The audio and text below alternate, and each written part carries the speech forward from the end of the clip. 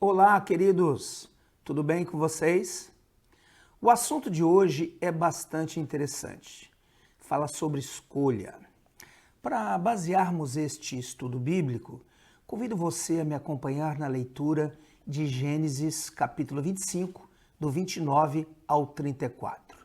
Leia comigo. Jacó tinha feito um cozinhado quando, esmorecido, veio do campo Esaú e lhe disse: Peço-te que me deixes comer um pouco desse cozinhado vermelho, pois estou esmorecido. Daí chamar-se Edom. Disse Jacó: Vende-me primeiro o teu direito de primogenitura. Ele respondeu: Estou a ponto de morrer? De que me aproveitará o direito de primogenitura? Então disse Jacó: Jura-me primeiro. Ele jurou e vendeu o seu direito de primogenitura a Jacó. Deu, pois, Jacó a Esaú pão e o cozinhado de lentilhas. Ele comeu e bebeu, levantou-se e saiu. Assim, desprezou Esaú o seu direito de primogenitura. A vida nos leva a fazer escolhas, e escolher nem sempre é fácil. Por isso precisamos de orientação divina para escolher o certo e não sermos iludidos pelo inimigo nem pela nossa própria cobiça. Em Hebreus 5,14, a Bíblia nos ensina que o alimento sólido é para os adultos, para aqueles que, pela prática, têm as suas faculdades exercitadas para discernir não somente o bem, mas também o mal. Este versículo afirma que o amadurecimento nos leva a uma prática de vida que permite discernir o que é certo e o que é errado, como resultado de nos alimentarmos de comida espiritual sólida. No texto que nós lemos, encontramos a história de Esaú, filho de Isaque e neto de Abraão.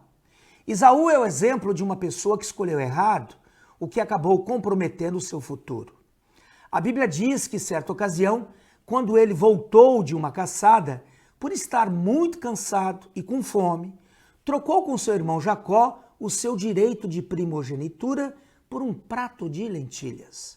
Foi uma escolha infeliz. O que ele deu ao seu irmão era muito mais valioso do que um simples prato de comida que recebeu. Olhando para o contexto onde a escolha de Esaú se estabeleceu, vemos 4 aspectos que motivaram a sua equivocada decisão de vender a sua valiosa primogenitura. Vejamos então como foi que ele agiu. Esaú escolheu errado porque agiu segundo os apelos da sua própria carne. O cansaço físico e a fome que sentia falaram mais alto do que a sua capacidade de resistir. Naquele momento, para ele, o direito de primogenitura perdeu valor. O que interessava era saciar a sua necessidade, mesmo que para isso tivesse que jogar fora algo tão importante. Quando as necessidades da nossa carne nos guiam, não demorará muito para sermos iludidos. Não valorizamos o que merece ser valorizado e fatalmente faremos escolhas erradas. Em Gálatas 5,16, Paulo nos orienta a andarmos no Espírito para não satisfazermos a vontade da carne.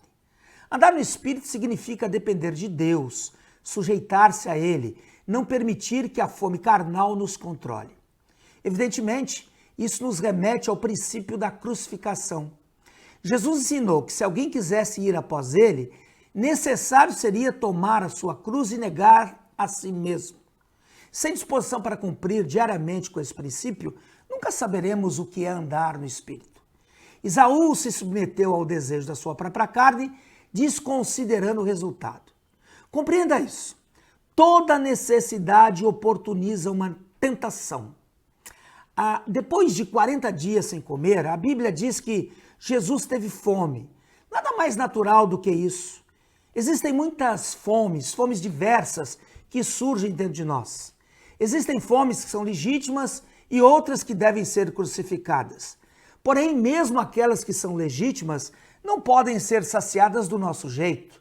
Podemos saciar a nossa fome do nosso jeito, mas certamente esse caminho nos levará a prejuízos terríveis. Por outro lado, sabemos que Jesus não se curvou aos apelos da sua carne, que oportunizava a tentação de transformar pedras em pães, sugestão de Satanás.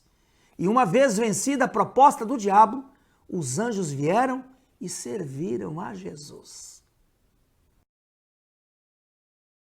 Em segundo lugar, vemos que Esaú foi vítima da sua precipitação. Quando Jacó viu que ele estava faminto, aproveitou a oportunidade para pressionar Esaú. Por sua vez, mesmo sabendo que era uma troca desigual, Esaú cedeu à pressão. Observe quantas situações enfrentamos que nos empurram a decidirmos precipitadamente. Desde as coisas mais banais, como entrar numa loja e comprarmos alguma coisa que pouco usaremos diante da insistência de um obstinado vendedor, até decisões que podem, de fato, prejudicar o nosso futuro.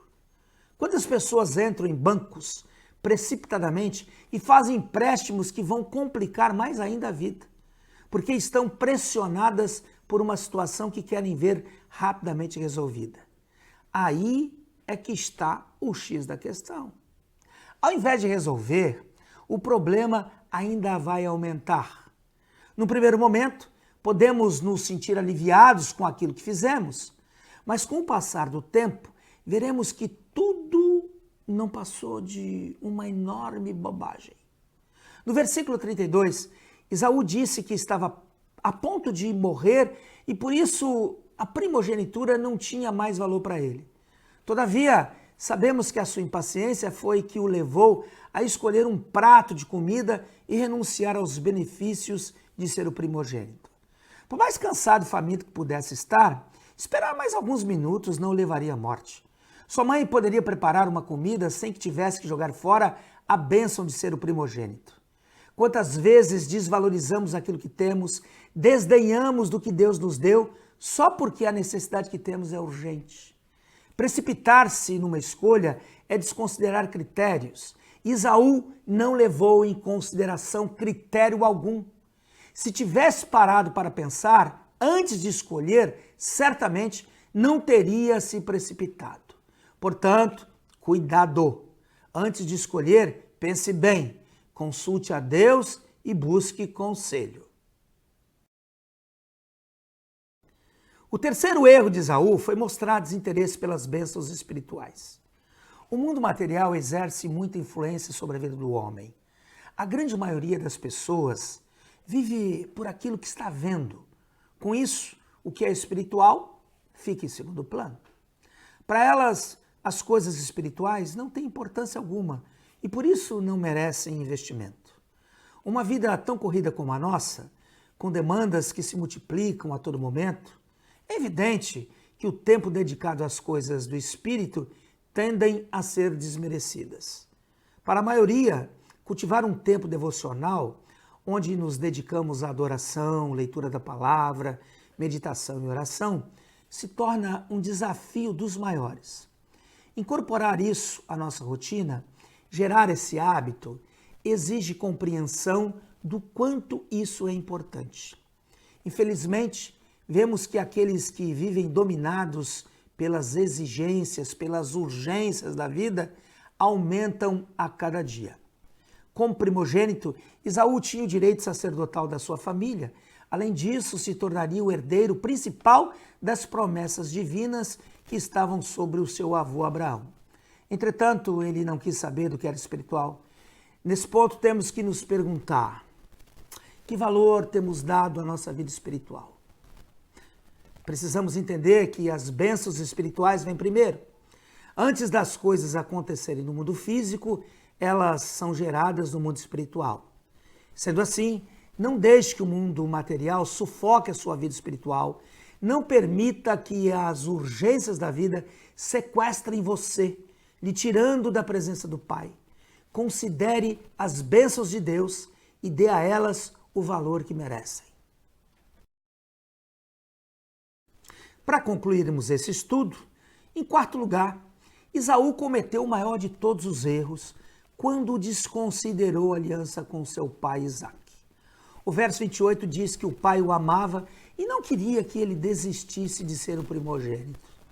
Não podemos tomar atitudes sérias sem ouvir os nossos pais. Jesus nos deu a missão de fazermos discípulos e para isso temos pais espirituais que nos ajudam e nos orientam.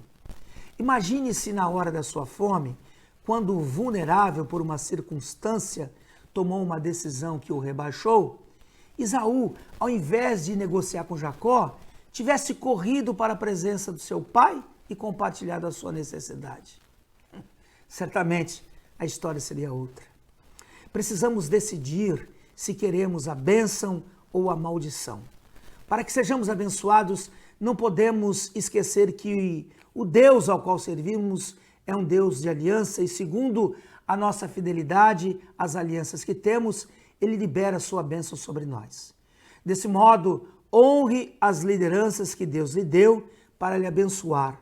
Não desmereça aqueles que o Eterno levantou para te ajudar. Compartilhe a sua vida, considere os seus líderes. Assim, com toda certeza, você não será roubado. Pense nisso. No amor de Jesus, Laerte Cardoso.